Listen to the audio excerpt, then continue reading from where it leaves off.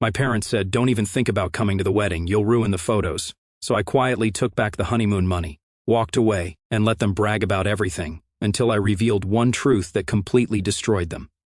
29 male, and I work in commercial real estate development. I've been pretty successful over the past 7 years. Not rich by any means, but comfortable enough to own a nice apartment downtown and drive a paid-off truck. More importantly for this story, I've been smart about investing my money instead of just letting it sit in savings accounts. I'm the oldest of 3 siblings. There's my sister Jessica, 26 female, who's been the family princess since birth, and my younger brother Tyler, 23 male, who works construction and is honestly the only normal person in our family. From the outside, we probably look like a typical middle-class family, but the reality is I've been everyone's personal ATM for almost a decade. Let me paint you a picture of Jessica because she's central to this whole mess. She's one of those Instagram influencers with about 8,000 followers who genuinely believe she's destined for fame and fortune. She posts lifestyle content, fashion photos, and motivational quotes about living your best life, all funded by money she doesn't actually have. She's never held a steady job for more than 6 months because she's always working on her brand or networking with potential collaborators. The pattern with Jessica has been the same for years. She gets into some crisis, usually financial, and calls me crying about how desperate she is. Being the responsible older brother, I always bail her out, thinking maybe this time she'll learn and grow up. Spoiler alert, she never did. Some examples of my brotherly support over the years. When she totaled her BMW that I co-signed for because her credit was terrible while texting and driving, instead of dealing with insurance like a normal person, she begged me to handle everything quietly so it wouldn't damage her image. I ended up paying $12,000 out of pocket to get her car fixed, and another $3,000 to an attorney to keep it off her record. Her response, "Thanks, Ryan, you're the best. I'll totally pay you back someday." When she had to move out of her ex-boyfriend's place because he caught her cheating, did she find a reasonable apartment within her means? Of course not. She found this expensive place in the trendy part of town, and called me sobbing about being homeless and needing help. I paid 4 months of her rent, $6,800 total, while she got back on her feet. Again, no real thank you, just that's what big brothers are for, right? When she needed money for her content creation business, buying expensive clothes and props for Instagram photos, who did she call when her credit cards got maxed out from her shopping addiction? Who helped her out when she needed a new laptop, new camera equipment, or money for networking events that were really just expensive brunches with other wannabe influencers? You guessed it. I estimate I've spent somewhere around $35,000 on Jessica over the past 8 years. And not once has she paid me back a single dollar or even acknowledged the sacrifice I was making for her dreams. But I kept doing it because she's my sister and I genuinely wanted her to succeed. I thought maybe if I kept supporting her, she'd eventually find her footing and become the person I knew she could be. I also thought she'd appreciate what I was doing and we'd grow closer as siblings. Boy, was I wrong about that. About 10 months ago, Jessica started dating this guy named Derek. He's 31, works as a financial advisor at some small firm, drives a leased Porsche, and has that slick salesman vibe that immediately made me suspicious. But Jessica was head over heels because Derek appeared to have money, which is basically her only requirement in a partner. She started posting these cringy couple photos constantly. Derek in his designer polo shirts and boat shoes, Jessica in outfits that cost more than my monthly grocery budget. Captions like "Found my king" and "Living my best life with my CEO babe." He wasn't a CEO, but whatever. The whole relationship felt performative, like they were both playing roles for social media rather than actually connecting as people. I tried to be supportive because I wanted Jessica to be happy, but something felt off about Derek from day one. He had this way of talking about money and success that reminded me of those get-rich-quick seminar guys, always mentioning his investment portfolio and business ventures, but never giving specific details about what he actually did for work. Then in December, Derek proposed with a big flashy proposal at an expensive restaurant downtown, complete with a photographer hiding in the bushes to capture every moment. Jessica posted about it for weeks straight. I said yes to forever and can't wait to be Mrs. Richardson. The engagement ring alone probably cost more than Derek makes in 3 months, which should have been my first red flag about their financial situation. When I texted Jessica congratulations and offered to help with wedding planning however I could, her immediate response was, "Thanks, bro. Actually, we could definitely use help with some of the costs. Not, thank you for the kind offer or I'm so excited to celebrate with you." Just straight to asking for money. But I figured this was her wedding, Probably the most important day of her life, so I should do something special. I told her I'd cover their honeymoon as my gift to them. She got super excited and started showing me these ridiculous resort packages in Bali, the Maldives, and Costa Rica. They eventually settled on this $8,500 luxury package at some 5-star resort in Costa Rica. Private villa, couples spa treatments, a personal chef, the whole Instagram fantasy. I set up a separate account and transferred the money, thinking this would be a meaningful way to celebrate their new marriage and show Jessica how much I cared about her happiness. Her reaction when I told her about the gift: "Thanks, Ryan, you're amazing. Derek's going to be so impressed that I have such a generous family. Not, I'm grateful for this incredible gift. Not, this means so much to me that you would do this for us. Just that Derek would be impressed by my generosity, like I was some kind of prop in their relationship rather than her brother trying to do something nice for her wedding." But the real problem started when they began planning the actual ceremony and reception. Jessica went full bridezilla from the moment they got engaged. She started talking about wanting a luxury wedding experience with at least 200 guests, live entertainment, premium everything. Keep in mind that neither she nor Derek had any real income. She was still playing Instagram influencer, and he was working at a small financial planning firm, making maybe $60,000 a year. When I asked how they planned to afford such an elaborate celebration, Jessica just laughed and said, "Derek's handling the finances," with this smug smile. Then she added, "Plus, we know we can count on family to help make our dream day happen." There it was. She wasn't just expecting me to pay for the honeymoon. She was planning on me funding the entire wedding. Over the next few months, Jessica posted constantly about wedding planning, dress shopping, venue tours, cake tastings, flower arrangements, all the typical bride stuff, but amplified to ridiculous levels. She was acting like she was planning a celebrity wedding instead of a normal person's ceremony. Then one day, she posted about booking their venue, Sunset Manor. The name hit me like a freight train because Sunset Manor was a property that my business partner, Frank, and I had purchased and renovated over the past 18 months. Let me back up and explain this crucial detail. About 2 years ago, I partnered with my friend Frank to invest in distressed commercial real estate. Frank owned several restaurants and had been looking for ways to diversify his investments. We decided to pool our money and buy properties that had been hit hard during the economic downturn, specifically event venues and wedding halls that were selling for way below market value. One of our first purchases was Sunset Manor. This beautiful wedding venue with gardens, a ballroom, and lakefront views. The previous owners had gone bankrupt, and we got it for about 60% of its actual worth. We spent 6 months and a considerable amount of money renovating it into one of the premier wedding destinations in the area. I'd never mentioned this investment to my family. Why would I? They already saw me as their personal bank, and I didn't need Jessica trying to get free venue rentals for her friends or expecting special treatment. But there she was on Instagram posting photos of her venue with captions like "Found our perfect location." Derek surprised me by booking the most exclusive place in the city. She had no idea that her big brother was one of the owners of her dream wedding venue. I immediately checked our booking system and found the reservation. Richardson Wedding, May 18th, premium package for 200 guests. Total cost $28,000. But here's the concerning part. They had made the initial booking but hadn't paid the required deposit. Our standard policy requires a 50% deposit within 2 weeks of booking to hold any date. It had been 3 weeks, and we hadn't received a payment. I assumed Derek was handling it and would send the money soon, but I made a mental note to keep an eye on the situation. That's when Jessica called me with the request that changed everything. It was a Thursday evening, and I had just gotten home from work when Jessica called. I could tell from her tone that she wanted something big.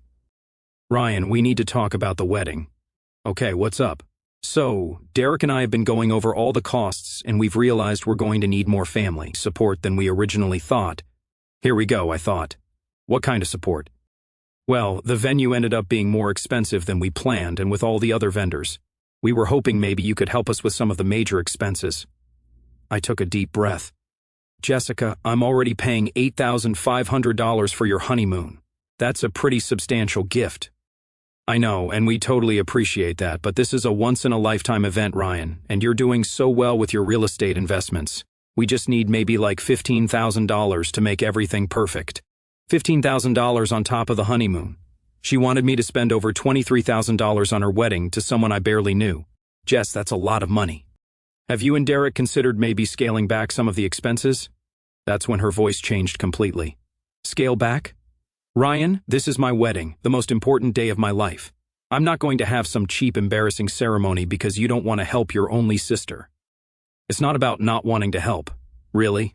Because it sounds like you don't care about me at all. Derek's family is contributing. Why can't mine? I am contributing. I'm paying for your entire honeymoon. That's different. That's just a gift. This is about showing up for family when it matters most. I was getting frustrated now. Jessica, I've been showing up financially for years. The car payments, the rent money, the credit card debt, all those times you needed cash for your business ventures. I've probably spent $30,000 supporting you over the past few years. That's what family does, Ryan. And now, when I need you most for the biggest day of my life, you're going to abandon me. Then she said the words that changed our relationship forever. You know what? Fine. If you don't want to help, Derek and I will figure it out ourselves. But don't expect to be in any of the wedding photos. We only want pictures with people who actually supported us during this special time. I was stunned into silence for a moment. Are you seriously telling me I can't be in my own sister's wedding photos because I won't give you $15,000? I'm not saying you can't come to the wedding, Ryan, just that we want our photos to reflect the people who were really there for us when it mattered. That's when I heard Derek's voice in the background. Tell him he can still cover the bar costs if he wants to contribute something. And that was the moment something inside me snapped. Not with anger, but with a cold, clear understanding of exactly what my relationship with Jessica really was. I wasn't her brother. I was her ATM. And when the ATM said no, I became disposable. I hung up without saying another word and sat in my apartment staring at the wall for about 20 minutes, processing what had just happened. My own sister had essentially told me I wasn't good enough to be in her wedding photos unless I paid for the privilege, like I was some kind of vendor rather than family. I called Frank and told him the whole story. After a few minutes of shocked silence, he started laughing. Ryan, my friend, do you realize what you just told me? That my sister is completely entitled and selfish. No, you just told me that the people who want to book our venue are treating you like garbage and they haven't paid their deposit. It took a second for it to click. Oh man is right. Dude, they haven't paid us a single dollar for that booking. According to our contract, if they don't submit the deposit within 30 days of booking, the date gets automatically released. I started doing the math in my head. How long has it been? Let me check our system. It's been 25 days. They have exactly 5 days left or we cancel the booking per our standard contract. Frank, they have no idea I'm an owner of that venue. Even better. So, what do you want to do? I thought about it for a moment. Let's follow our contract exactly as written. If they don't pay by the deadline, we release the date. No exceptions, no special treatment. You sure about this? It's your sister's wedding. She made it very clear that I'm not really welcome unless I pay for the privilege. So let's treat this like any other business transaction. Over the next couple of days, I decided to do some research into Derek's actual financial situation. One of the advantages of working in commercial real estate is that you learn how to investigate people's finances for due diligence purposes. What I discovered was fascinating. Derek wasn't nearly as successful as he pretended to be. His LinkedIn said he was a senior investment advisor, but the company he worked for had maybe 12 employees total. Based on industry standards, his salary was probably around $55,000. Not the six-figure income Jessica thought he was making. More interesting was his debt situation. Car loans, credit cards, student loans. The guy was leveraged to the eyeballs. But the real kicker was when I found out through mutual connections that Derek had been telling people he was paying for this elaborate wedding with gains from his cryptocurrency investments. Complete nonsense. The guy was broke and had been planning from the beginning to guilt me into funding their entire wedding. Meanwhile, Jessica kept texting me. Day 1. Hey, have you thought more about helping with the wedding costs? Derek really wants to get everything finalized soon. Day 2, Ryan, I'm starting to stress about getting all our vendors locked in. Can you maybe help us with the venue deposit and Derek can pay you back after we get some other things sorted out? Day 3. Seriously, Ryan, I need to know if you're going to help or not. This is really important to me. I didn't respond to any of them. Finally, she texted, fine, whatever. Derek and I will handle everything ourselves. Don't expect any special treatment at the wedding? Perfect. She had just given me all the justification I needed.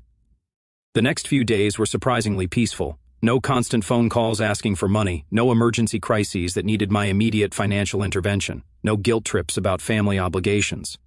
For the first time in years, I could focus on my own life without constantly managing Jessica's disasters. Frank and I met for lunch on Wednesday to discuss some other business matters, but obviously the Jessica situation came up. So they've got 2 days left to make their deposit, Frank said with a grin. Any word from the princess? Nothing. I think she's convinced Derek is handling all the payments. And Derek thinks, based on what I can tell, Derek thinks I'm going to cave at the last minute and pay for everything. Classic manipulation. Create a crisis and wait for the responsible person to fix it. Frank shook his head. You know what we should do? We should make backup plans for that date just in case. What kind of backup plans? My cousin Raphael is getting married in June, and they've been looking for a venue. What if I told them May 18th just became available? I couldn't help but smile. Frank, you're devious. I'm practical. Look, if your sister and her broke fiancé want to play games, they can deal with the consequences. But we've got a business to run. That evening, I got a call from Tyler, my younger brother.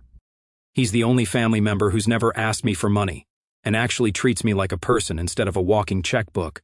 Dude, Jessica's been calling me all day asking if I can loan her money for some wedding deposit.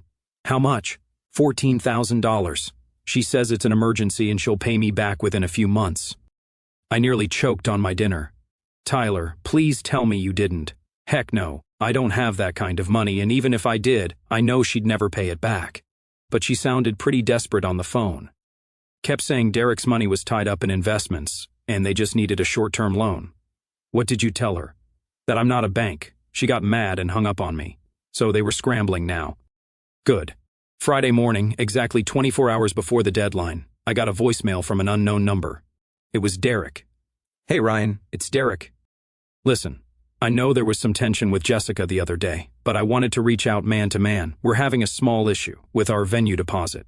Just a timing thing with some of my investments liquidating. I was wondering if you might be able to help us out with a short-term loan. Just until Monday, then I can pay you back with interest.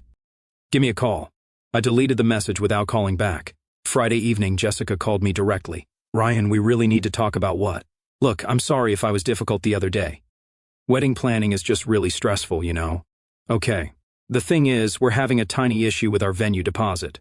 Derek's financial advisor says his investment money will be available Monday, but the venue wants payment tomorrow. Can you maybe help us out just for the weekend? How much? $14,000. But Derek will pay you back Monday, I promise. Jessica, that's not a small amount of money. I know, but it's literally just for 3 days. And this is my dream venue, Ryan. If we lose this date, we'll have to postpone the whole wedding. Have you considered maybe finding a less expensive venue? Are you kidding me? All our invitations have the venue name printed on them. Our engagement photos were taken there. I've been posting about it for months. So I can't just change venues now. What would people think? What would I tell everyone? There it was. The real issue wasn't about celebrating their love or starting their marriage. It was about maintaining the Instagram image, the appearance of success and luxury. Jessica, I can't loan you $14,000.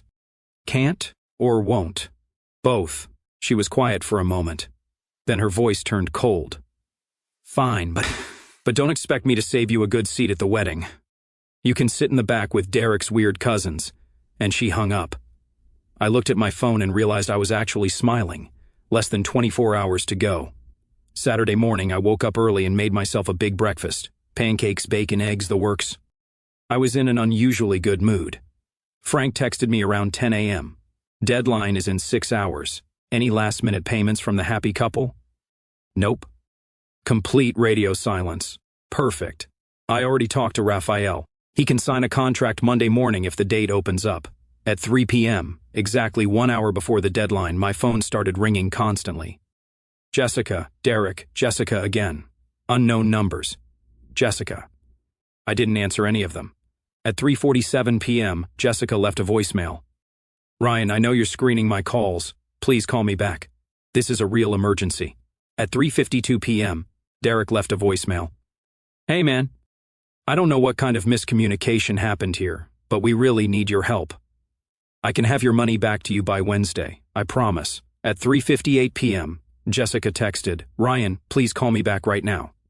At exactly 4 p.m., I got a text from our venue manager. Richardson deposit deadline has passed. Date released per contract. Should I remove them from the system? I texted back, yes, remove them completely. At 4:03 p.m., my phone started ringing non-stop. I turned it off and went for a long drive around the city. When I got home around 7 p.m. and turned my phone back on, I had 23 missed calls and 16 text messages. Most were from Jessica, but there were several from Derek and even one from my mom. Jessica's texts told quite a story. 4:05 p.m. Ryan, call me now. 4:20 to 3 p.m. This isn't funny anymore. Call me back. 4:40 to 5 p.m. Derek says the venue canceled our booking. This is your fault. 5:12 p.m. How could you let this happen? 5:30 p.m. I know you're seeing these messages. 6:15 p.m. Fine, be a selfish jerk. See if I care. Derek's messages were more desperate. 4:38 p.m. Ryan, we need to talk ASAP. 5:22 p.m. Dude, please call me back. We can work something out. 6:02 p.m. The venue says our date was released. I don't understand what happened. The message from my mom just said, Ryan, Jessica is hysterical. Please call her. I made myself dinner and called Frank. So how does it feel to be free, he asked. Pretty amazing, actually. They left me about 20 messages. I bet. Our venue manager called me too. Apparently your sister showed up around 5 p.m., demanding to speak to the owner. No way. Yeah, she was yelling about how the cancellation was illegal and threatening to sue us. Our manager told her the owner wasn't available and she'd have to come back Monday. This keeps getting better. Oh, it gets better. I already called Raphael. He's coming in Monday morning to sign the contract for May 18th. Same date, full deposit up front. Sunday was completely quiet. No calls, no texts, which meant they were either giving up or planning their next move. Monday morning, I was at work when our venue manager called. Ryan, your sister is here. She brought her fiancé and they want to meet with you about rebooking their date. What did you tell them? That you weren't available today, but they're not leaving. They've been sitting in our lobby for 3 hours. How do they seem? Desperate. The girl keeps crying, and the guy looks like he hasn't slept in days. Perfect.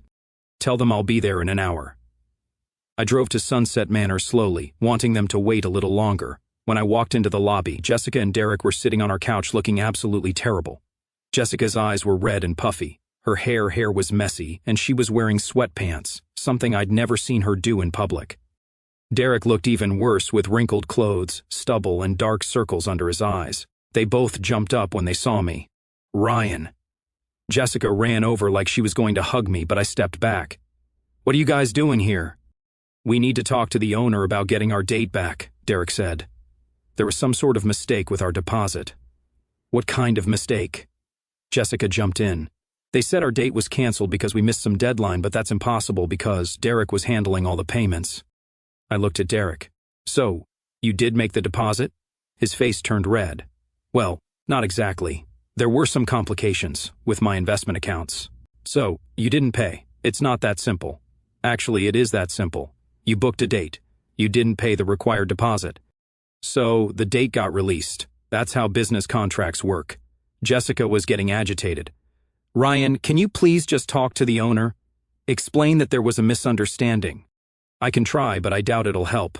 They probably already gave your date to someone else. Derek stepped forward. Look, I can pay the deposit right now, plus a late fee if necessary. We just need the date back. You have $14,000 with you right now? Derek shifted uncomfortably. I can get it from where? Your cryptocurrency gains. Before Derek could answer, Jessica interrupted. Ryan, please, can you just ask if they'll take our booking back? This is the most important thing in my life. I pretended to think about it. You know what? Let me see if the owner is available to discuss this. I walked back to the office where Frank was waiting with the biggest grin I'd ever seen. He'd been watching the whole conversation through our security system. They look even worse than I expected, he whispered. This is just the beginning. You ready for this? I was born ready, my friend. We walked back out to the lobby together. Jessica and Derek stood up expectantly. Jessica, Derek, I'd like you to meet Frank Martinez. He's the co-owner of Sunset Manor. Frank stepped forward with his most professional smile. So, you're the couple who wants to rebook for May 18th? Yes, Jessica said desperately. There was just a misunderstanding about the deposit timeline. No misunderstanding, Frank interrupted. You had 30 days to pay. You didn't pay. Date got released. Pretty standard business practice. Derek tried to take control of the situation.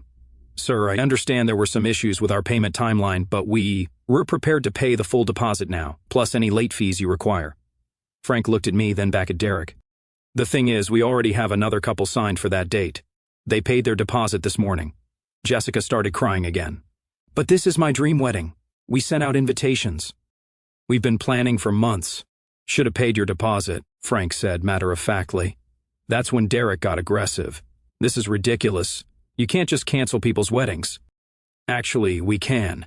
It's clearly stated in the contract you signed, which you would know if you'd bothered to read it. Jessica turned to me with complete desperation in her eyes. Ryan, please, you know people here. Can you help us somehow? This was the moment I'd been waiting for. Jessica, didn't you tell me last week that you didn't want me in your wedding photos because I wasn't really there for you during this special time? Her face went completely white. I didn't mean I was just stressed. And Derek, didn't you say I could help with the bar costs if I wanted to contribute something useful? Derek looked like he wanted to disappear into the floor. Look, man, we were just what? Just planning to use me as your personal bank while treating me like I'm not good enough to be in your family photos. Ryan, please. Jessica was sobbing now. I'm sorry. Okay, I was being horrible, but this is my wedding. I'll do anything to make this right. Anything? Yes, I'll pay you back every penny you've ever spent on me. I'll get a real job. I'll stop with the Instagram stuff. Whatever you want. I looked at Frank, who was clearly enjoying this more than he should be. Tell you what, I said, there might be a way to work something out. Jessica's eyes lit up with hope. Really? Yeah.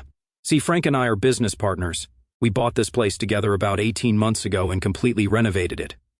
I watched as the reality of what I was saying slowly dawned on both of them. You own this place, Derek stammered. Co-own it, which means I knew about your booking from day one.